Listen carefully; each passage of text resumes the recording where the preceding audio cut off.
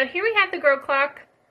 When you turn it on, this is kind of like the main screen that will show. Using the little arrow key down, if you go down twice, it brings you to the settings screen, and you'll see all the little icons flashing.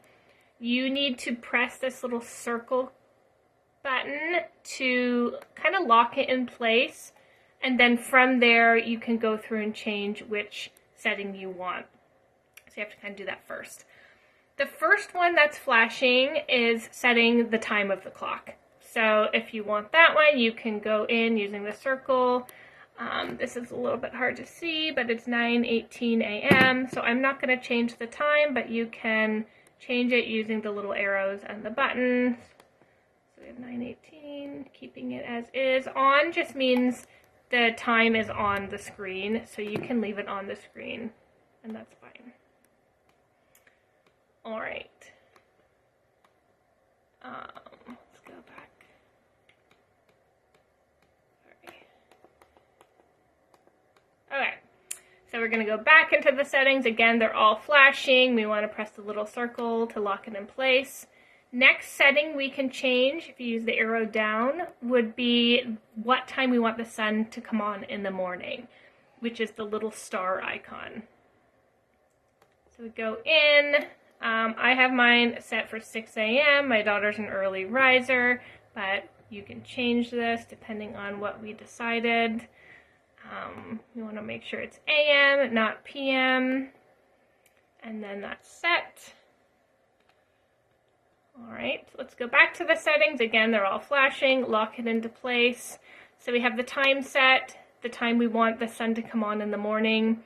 This would be if we were using it for naps, which we are not going to be using it for right now, but you could set it for a specific nap time.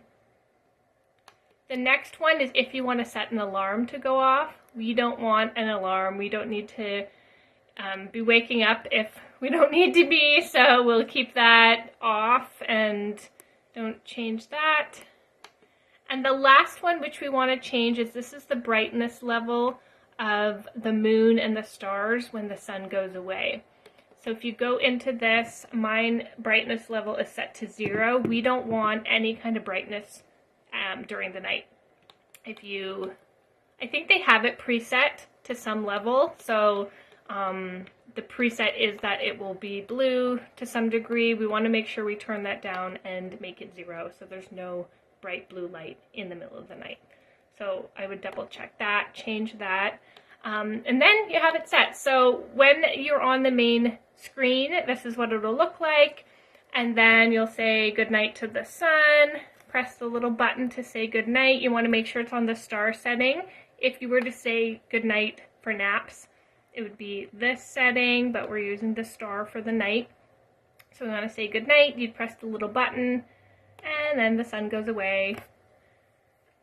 And you are excited, the sun's going away, time for sleep. And you'll see this throughout the night. As the night goes on and as it gets closer to the sun coming up time, these will slowly disappear.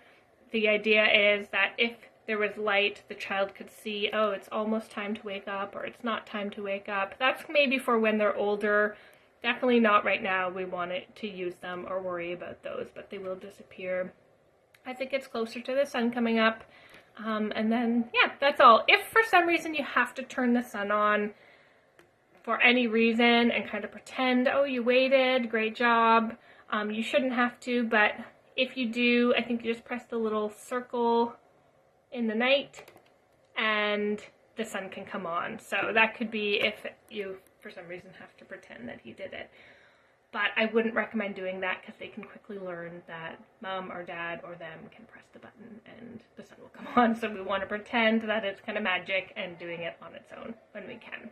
So let me know if you have any questions about the setup, and yeah, we can get started.